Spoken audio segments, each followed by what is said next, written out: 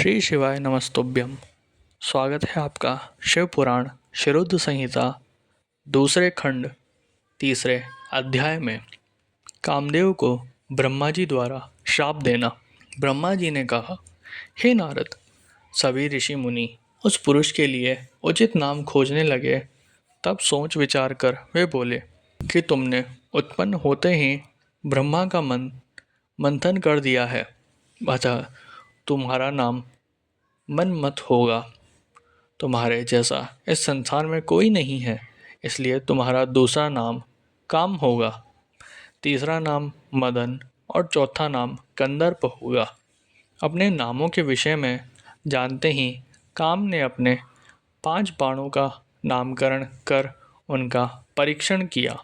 काम ने अपने 5 बाणों को हर्षण, रोचन, मोहन, शोषण और मारण नाम से सुशोभित किया।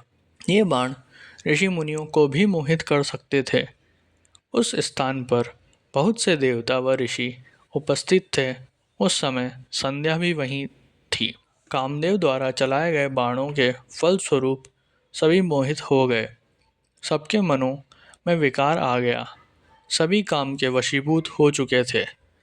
प्रजापति, मरीचि, अत्रि, दक्ष आदि सब मुनियों के साथ साथ ब्रह्मा जी भी काम के वश में होकर संध्या को पाने की इच्छा करने लगे। ब्रह्मा व उनके मानस पुत्रों सभी को एक कन्या पर मोहित होते देखकर धर्म को बहुत दुख हुआ।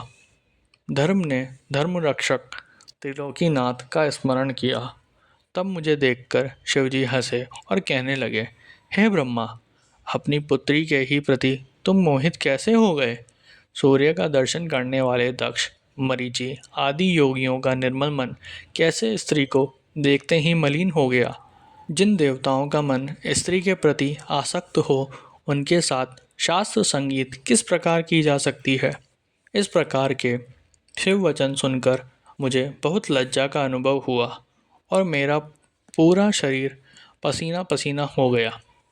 मेरा विकार समाप्त हो गया, परंतु मेरे शरीर में जो पसीना नीचे गिरा, उससे पितृगणों की उत्पत्ति हुई।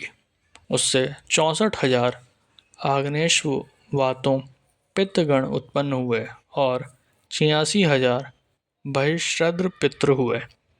एक सर्वगुण संपन्न अति सुंदर कन्या भी उत्पन्न हुई, जिसका नाम रति था।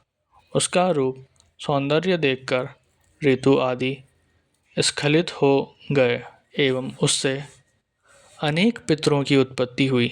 इस प्रकार संध्या से बहुत से पितरों की उत्पत्ति हुई। शिवजी ने वहाँ से अंतर्ध्यान होने पर मैं काम पर क्रोधित हुआ। मेरे क्रुद्ध होने पर काम ने वह बाण वापस खींच लिया। बाण के निकलते ही मैं क्रोध की अग्नि से जलने लगा।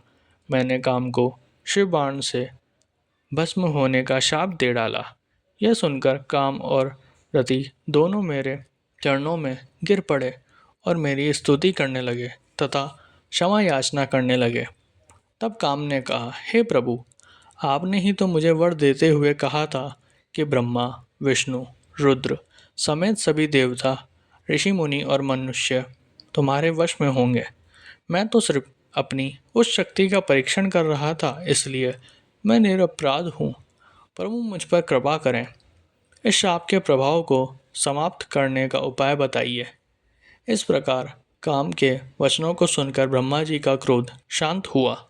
तब उन्होंने कहा कि मेरा श्राप झूठा नहीं हो सकता, इसलिए तुम महादेव के तीसरे नेत्र रूपी अग्नि बाण से भस्म हो जाओगे।